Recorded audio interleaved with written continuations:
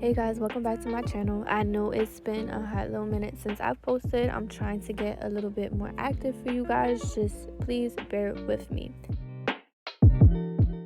What I'm doing here is I'm just filing down the tips. I'm using my extra long stiletto tips that were on my website before. A lot of people have been asking me what's going on my website, why is it not up, why haven't they been able to purchase. I am doing a rebrand. I am redoing my website and changing the name of my brand. I feel as though NAILDBYM was more representing me, and I wanted to find a name that could really represent not only just me but all the nail techs out there and kind of create a brand that's a little bit more broad. So yeah, with that being said, I will be rebranding. Website will be up soon, but it's just taking me a little bit longer because I've been really busy lately, and I'm just trying to put everything together a little bit more organized than I had it before. I was kind of all over the place, so I just want to make sure that when I do this time, I just do it right. Again, I'm just now filing down these tips. I cut them into a stiletto shape, and now I'm just going over and pre-shaping them a little bit, and then I will come back when I need to tell you what's going on next. If you're wondering what files I'm using, I am using the Marcat, I think that's how you say it, the Marcat files, 100/180. These are available on Amazon. I absolutely love these files. I love the fact that they're not, because what I used to use before was a straight rectangle, and this one is kind of rectangle, but then it has a curve at the end of the file. So with these files, I realized that you get a way less chance of cutting your client with these files because it does curve up at the end. With rectangle files, when I had first started, I realized that I was cutting a lot more into my finger and into my clients more than usual, and I didn't like it. With these files, it kind of prevents that a little bit, and when you are filing on your client's fingers, you should always be pinching under their fingers to make sure that your fingers are in the way and their skin is not in the way, if that makes sense. So keep in mind, whenever you are filing on a client, make sure that you are pinching under their finger to put your fingers in the way. That way, if the file does touch skin, it's going to be touching your skin or your glove instead of, rubbing back and forth on their own skin. Now I'm going in with my 180 sanding band, and I'm just filing the tips to the natural nail. So I do file the whole entire tip, including the well, because I like when it just looks more like one to the nail.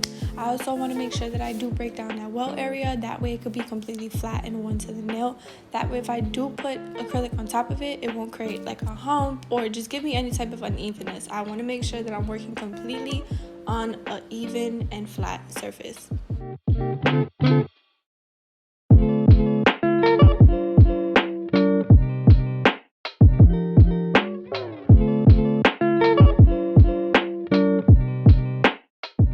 If you see here, I'm spending a little bit more time blending the well on the thumb, and reason why is because I'm using a bigger tip. So when you have a bigger tip, that just means a bigger well, which means that you'll just spend a little bit more time just making sure that you flatten it down to the nail. Now I'm just going in, I'm looking at the nails, making sure they look cute. Now I'll be going in with my Bond Aid. Your Bond Aid is a pH balancer. This also acts as a dehydrator. I'll go in with this first, and then I'll go in right after with my Young Nails Protein Bar. I do teach classes, and the number one thing that I always tell my students is that if you want to forget your dehydrator, totally fine. One thing you should never forget is your primer. Your primer is your holy grail. This is what's going to act as your glue, your adhesive, your bond to the acrylic. This is actually what's going to cause the acrylic to stick to your nail. So if you forget your primer, that's what's going to cause the nails to pop off in a few days. So again, if you want to forget your dehydrator and you don't want to take that extra step to ensure that the nails are completely dry, totally fine. Just make sure that you do not forget your primer. Here I'm using Mia's Secret Clear, and I'm just putting a very thin layer by the cuticle area, just so that I can kind of have like just a base on the nail. I really don't like to start off with glitter to the natural nail. So whenever I'm doing a full set of glitter or marbling of any kind of sort, I really don't like to start with that first. I'll just put a very thin layer of clear, and then I'll put the glitter on top. Here I'm using, I can't remember what glitter this is. I think it's a glitter from, I can't remember, guys. I'll tag everything down below because I really cannot remember off the top of my head. So I'm using a bunch of different pink glitters. I'm starting off with a very light pink glitter, and then I'm going in on top with an even darker pink. And I know that darker pink is from Glitter Planet. So the lighter pink, I'm not really sure, but I do know that dark pink I'm using from Glitter Planet. So I mixed both because I really didn't know which one I wanted to start with first. So I went in with the lighter one and then went in with the darker one just to kind of, I guess, balance it out and make it not so dark. I wanted a color like in between. Now I'm going in with a couple of different hearts. These hearts I got off of a small shop, which again I will tag below. I started off with putting different color hearts. These are like kind of iridescent hologram hearts. I made sure that I went in with those first, and then I went in with some like chunky glitter on the outside. So I just kind of threw a whole bunch of stuff together. Like this was not something this was not something that I really had in mind. I really just was like, oh, I want something really cute and pink and Valentine's inspired. So now again, doing the same thing. I'm going in with a thin layer of clear by the cuticle area, and then I'm going on top with my glitter. I'm starting off with the light glitter first, and then I'm going in with the dark glitter. I'm putting very little of the dark glitter because I do not want it to be too dark. So with the pointer, I kind of did more of a, I guess, a glitter ombre. I didn't want the glitter to reach all the way to the bottom. If you see here on the middle finger, I am coating the whole nail with the glitter. And once I coat the whole nail with the glitter, I'll do the exact same thing that I did for the pointer. I will be going in with the hearts, with different color hearts. I'll be going in with a lighter whitish pinkish heart and then a dark pink heart, and then throwing that chunky glitter in the background and adding some stars and all that stuff. So when you do this, there is no specific way that you're supposed to be doing this or throwing these stars and hearts on. I really just kind of pack the nail to make it look like a really just cute glitter chunky nail.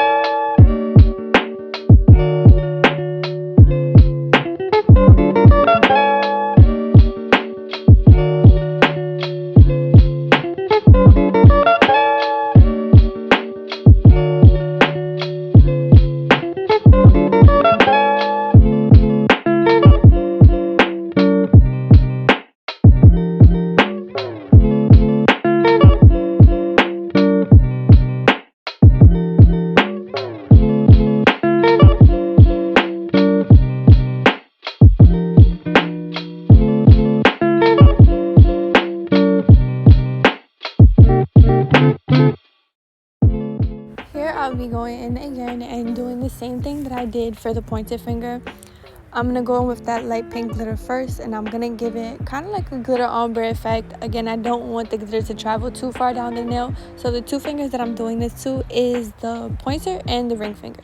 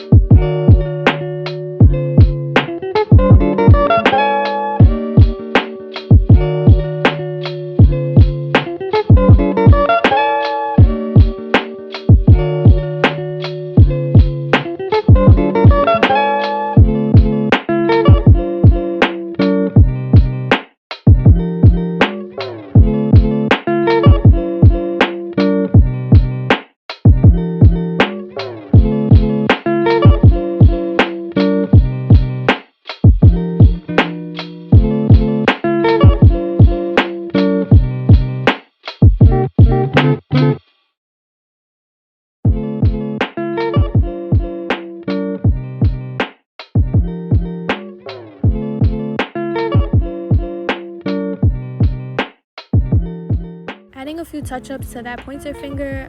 After I had looked at the nails, I realized that I didn't have enough chunky glitter like I wanted to, so I went back in and packed a little bit more glitter, and then after that we'll jump straight into capping the whole nail with clear.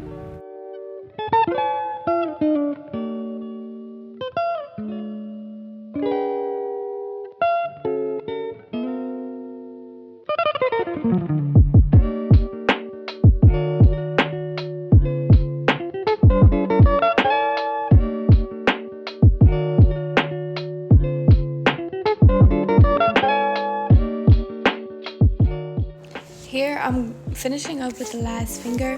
If you see here, I kind of messed up the cuticle area just a little bit. I had to go back in and take the tip of my brush and kind of swoop around the cuticle area just so I can make sure that none of the acrylic was touching the skin. I decided to hold my finger backwards in front of me, which I have no idea why. I guess it was just a force of habit because I was working so fast. But you are supposed to be keeping it how I have the finger here. Whenever you are doing cuticle application, you should always be keeping the finger downwards at an angle towards you. That way gravity can take the acrylic down the nail rather than backwards onto the skin, if that makes sense.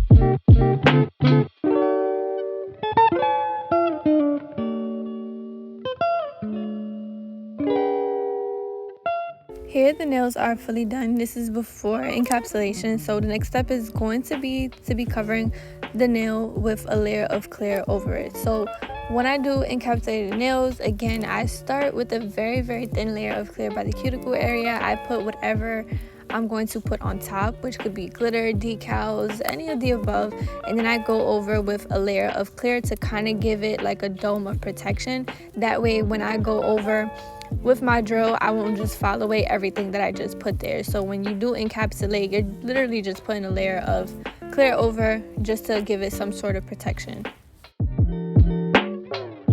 When I start to encapsulate the nail, I start by the cuticle area with the clear bead, and then I work down the nail. And this is the part where I start to add structure and make sure that I do have a strong apex and make sure that the nails aren't super thin. So when I first start encapsulating, I really don't worry too much if the nails aren't even, because now is when I'm going to go back in and make sure everything is even and I got enough structure throughout the full nail.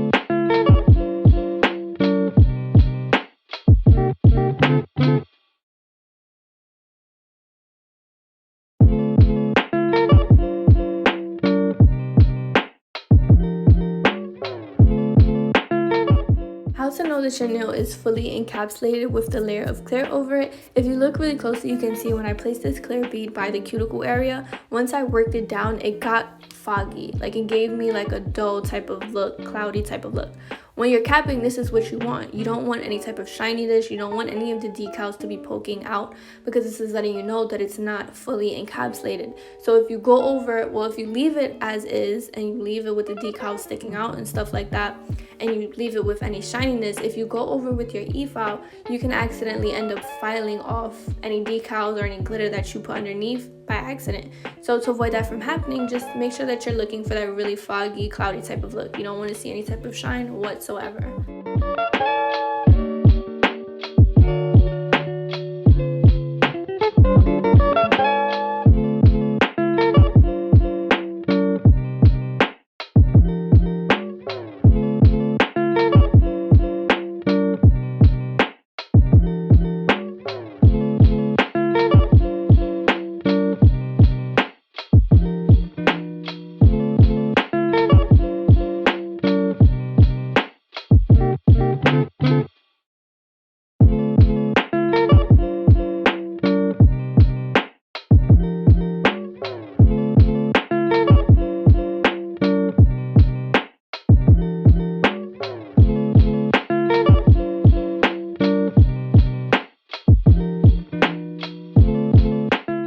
Now I'm going in with the same Marquette file that I was using earlier. I am using the 180 side. I alternate between the 100 and 180 side depending on how I'm feeling for the day and depending on how fast the acrylic dry. So if I feel like it is a little bit more softer than usual, I'll just continue to use the 180 side, because the 100 side can be a little bit too rough sometimes and leave these really harsh lines that I really don't like. So I'm just going in with the file. I am focusing more at the tip of the stiletto point just so I can make that a little bit more pointier. And again, just repeating these steps for the remaining of the fingers.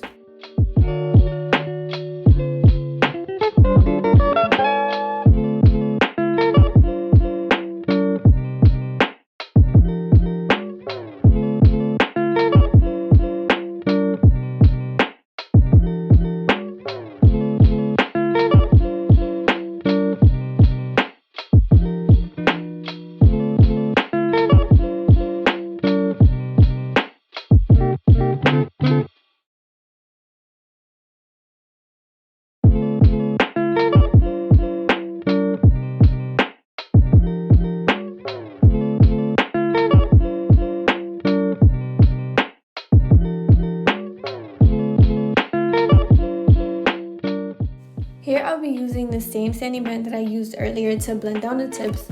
A lot of people don't use sanding bands when they're buffing out the nail. I preferably like to use a sanding band, and I started to do this more recently. I like the sanding band because I like the finish that it gives it. I really don't have to go too hard with my buffer after I file them with the sanding band. People do alternate between, ceramic bits, the metal ones. It's really all up to preference. Me, I like to go with the sanding band if I laid them pretty good and I just have to buff that top layer. Now let's say that I laid my acrylic pretty bumpy. If I laid it bumpy, I definitely would not want to go in with my sanding band, because the sanding band really isn't used for removing bumps. It's really used for just buffing the nail and smoothing out the surface. So if I had a lot of bumps on the nail, I would go in with either a ceramic or a metal bit, because these type of bits, like what it's made out of, it'll break down the bumps way easier. So I would probably use either a medium or a coarse, most likely a medium, to get rid of any bumps.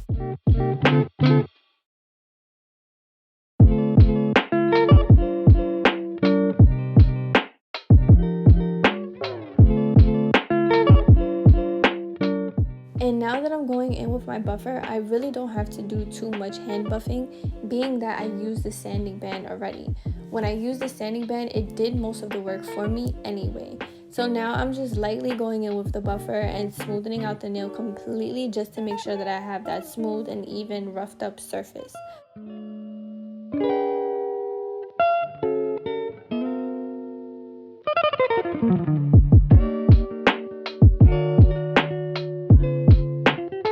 Lastly, I'll be going in with my my Valentine gel top coat. This is a non-wipe top coat. So basically what that means is that once they come out of the lamp after being cured, you do not have to go over with any type of alcohol to get the shine back. I prefer this over any others because it's just less work in the long run. I will be going in with one layer of a top coat on all of these nails, and then they'll be going in the lamp for 60 seconds and they'll be fully cured. What I do tell my clients is once the nails do come out of the lamp, I let them know beforehand, do not touch any of the nails because it'll just dull the shine. I make sure that they don't rub any lotions onto the nails or rub any of the cuticle oil that I put around the cuticle area onto the nails, because what's going to happen is it's just going to dull the shine completely, and especially if you take pictures, it's really noticeable under the lamp. So to avoid any mishaps, I just let them know beforehand, that way we can be on the same page.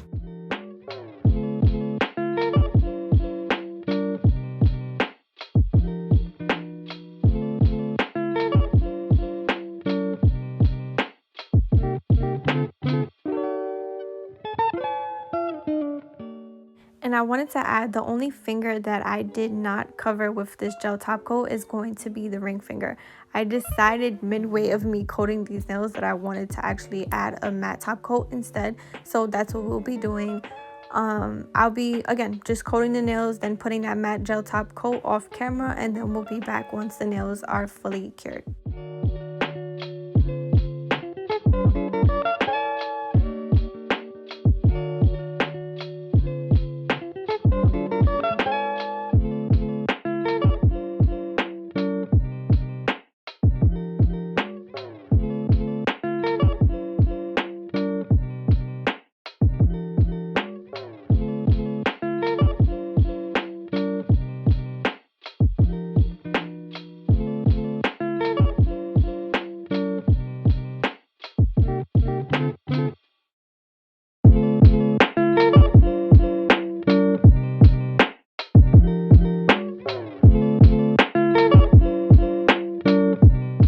60 seconds are up, nails are fully cured, and now here I'm just giving y'all a shot of what they look like straight out of the lamp. The next step is going to be going in with cuticle oil. I am going to be using Young Nails Rose cuticle oil. I will be going around all of the nails, making sure that I don't flood it with too much oil because I don't want it to spill down, and then once I take pictures, I'll see the oil spots on the nails. So I'm just, again, coating all of the fingers with that cuticle oil, and then we'll be done.